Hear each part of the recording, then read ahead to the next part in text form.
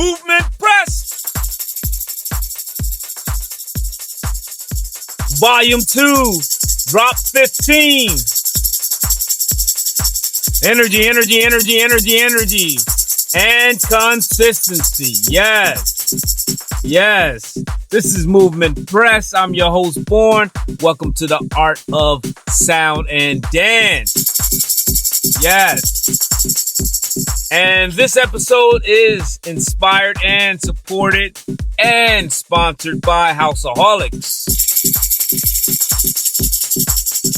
Yes, doing great things.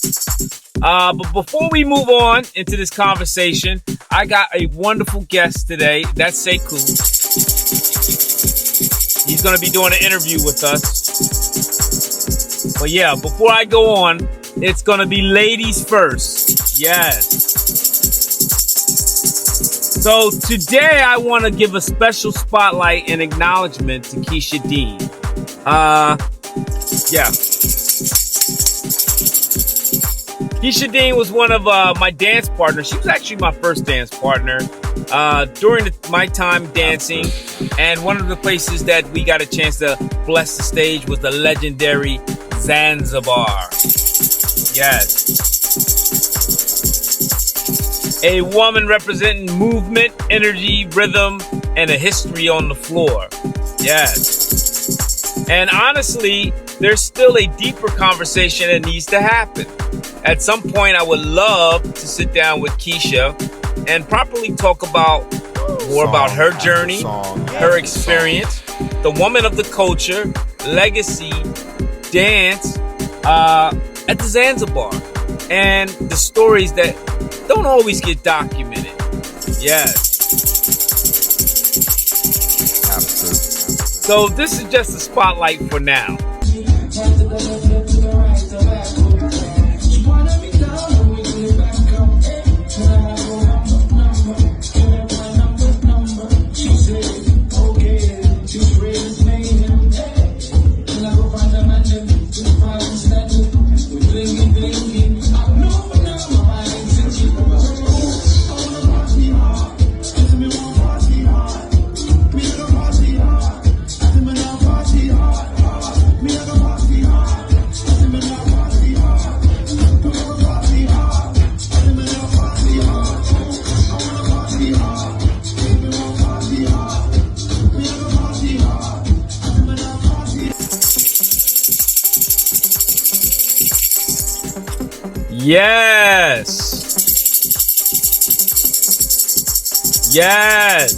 Yes. A moment of acknowledgement, a moment of appreciation. Shout out to Keasha Dean. Yes. Now, let's get down to the nitty gritty. Woo! Houseaholics recently had it to honor hosting a workshop with SEKOU HERU here in Europe. And during that workshop, Sekou dropped a lot of jewels, not just about dance, but about rhythm, history, lineage, memory, and movement itself. Yes. Which brings us to the conversation, because sometimes in house culture, people debate origins, styles, timelines, and influences. But one thing Sekou reminds us of very quickly is you can end a lot of arguments by going back to buck dancing. Yes. That's where the roots and conversation gets very serious. So let's get into it.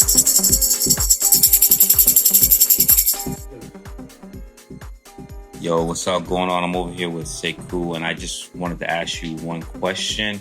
You had talked a little bit about the importance of going back a little further than just a certain timeline, that we should go a little bit further or deeper into the timeline. Could you please expand on that and the importance of it and why? Well, there's so much archives of black and white silent film movies that, our elders, were intelligent enough to record. back in the days. So, back in the days, I remember Rudy Ray would take us to Lincoln Center. We would pick out videos and look at like iconic tap dancers, or look at like, pioneering figures like Alvin Ailey, or Little Sammy Davis Jr., his mother, and different people like that. The Whitey's Lindy Hoppers. And by observing this footage, we started realizing that there's a lot of things they're doing we're still doing.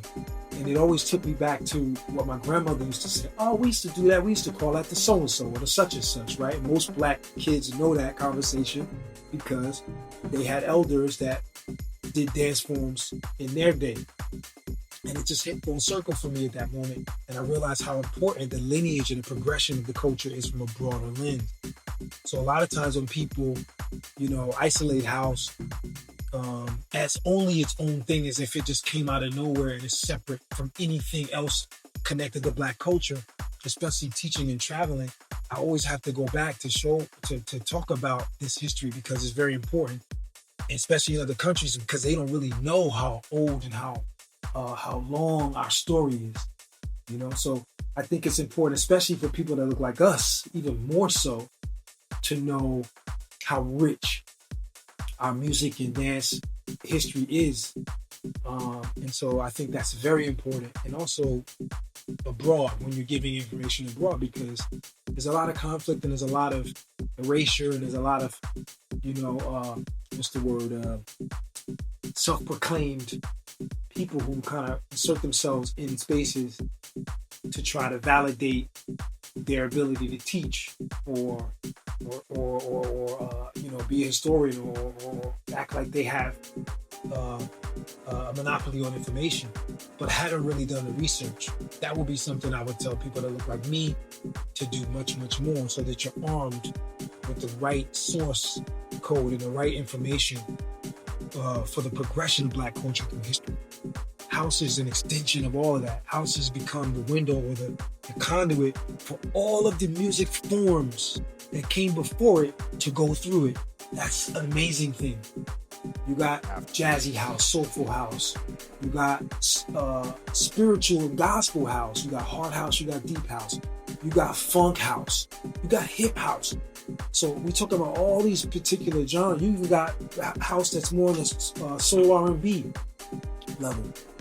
And so when you understand the history, you can start to dial into the music in a way like that. We're like, oh, okay, now I understand why all these different music forms are going through the time warp window of house at this time, updating or like a database of memory that we can go back to and look through the historical documents that we call music.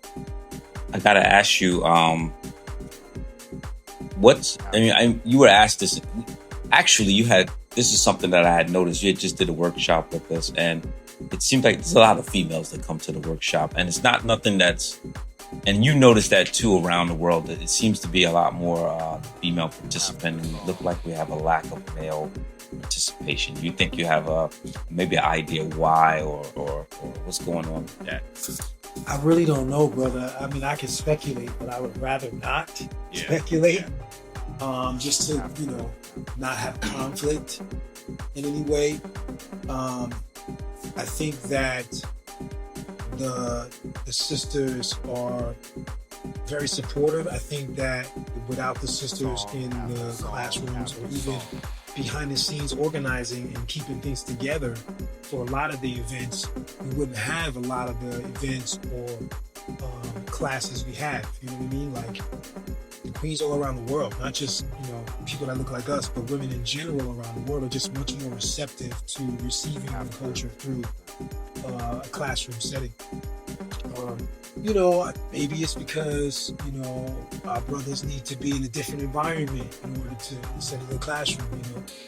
Maybe they need to be outside. Maybe they need to be in a different space or setting in order to feel safe in their way or open enough to take in information. It's not that there aren't any males in the space. It's just that there's more women, and I think that's just also a natural situation. It's a beautiful thing to see as well.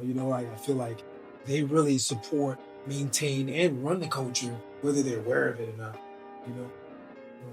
And I think that's awesome.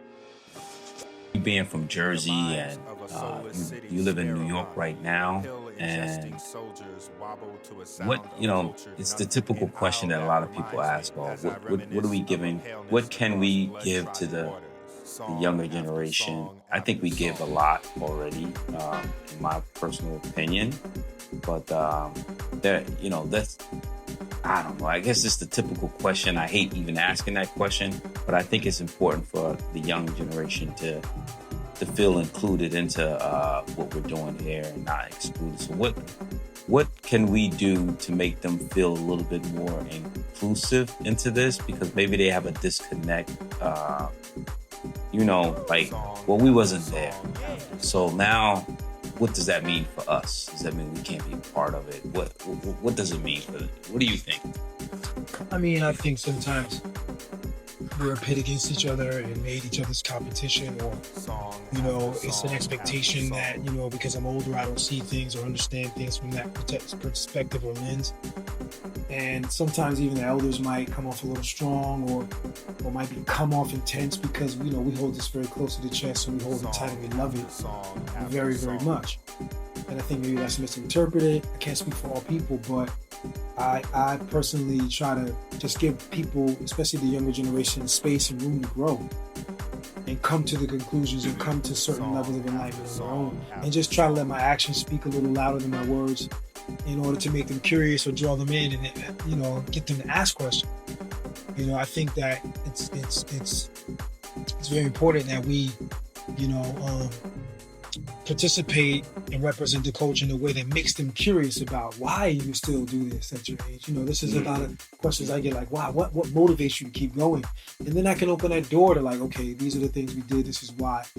I don't think that people should focus on the nostalgia of the past more than I think it's important to know about it.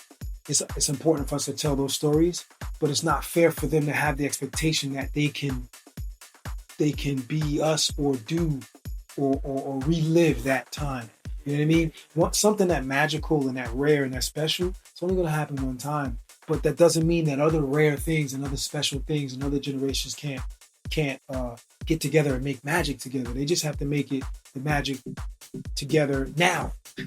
You know what I mean? The situation, the lifestyle, the social engineering, the program, everything is different now. We had a natural environment for the dance and communities that came with it naturally, we grew up with. Now these are like, styles and events and showcases and performances and battles and things like that, which are like drawing the young people in to the music and the movement. But in a lot of places, there are no clubs, so there's really no culture of gathering and partying with this. It's important to know the origin of this, and I feel like the environment that the youth are in, a lot of the environments are different. The times are different. And there, and also social media has had a big impact on how people even view the dance, receive the dance, interpret the dance, have opinions and form their opinions about the dance. It's so removed now; it's not interactive as much. So by the time you get to interact with them and they get to feel it, it kind of changes their perception a little bit. Then these questions happen, like, what do you think about social media at the time? And they start to bounce it off of you because of that experience with you in the room in an organic way. Like we said earlier, I don't say that it's not a tool that can be useful, the social media, the phone, and the iPad, but it can never replace. This is a spiritual, physical, mental, and emotional connection, and this energy transference. It's the most organic thing human beings and people can do with each other, is to do that. And so we learn so much more from just being in the space rather than viewing it long distance. It might look one way on the screen, but in real life, it's like there's so many other things that you're learning from being in space and experiencing.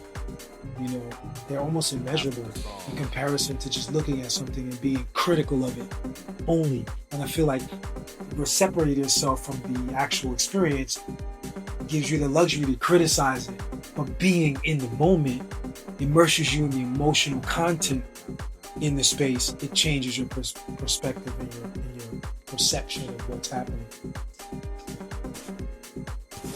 Thank you very much, Sekou, for this. And that right there really leans into the no phone policy. Stop recording. When you're partying, just leave the phone at home or whatever you gotta do. Put it somewhere else.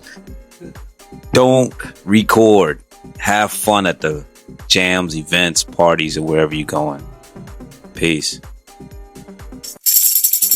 Yes, that was lovely, lovely, lovely, lovely, lovely. Yes. All right.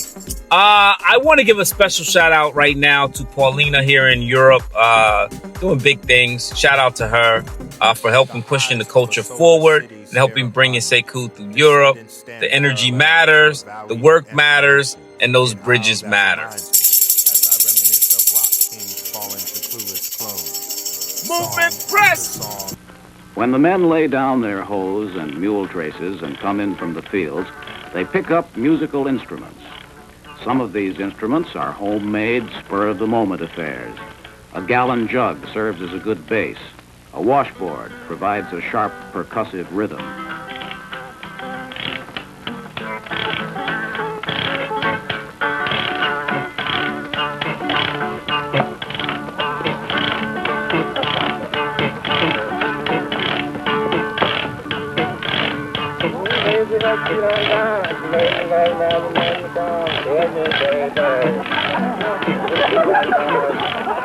They call it skiffle music.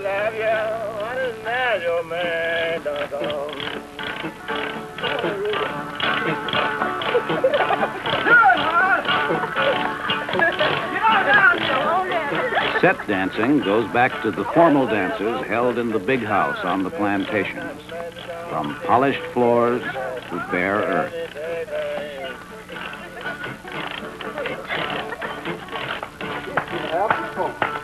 The buck dance. There are few who can do it well. The buck dance is the exclusive property of the male dancer, a sort of show-off piece in which he exhibits masculine strength and prowess.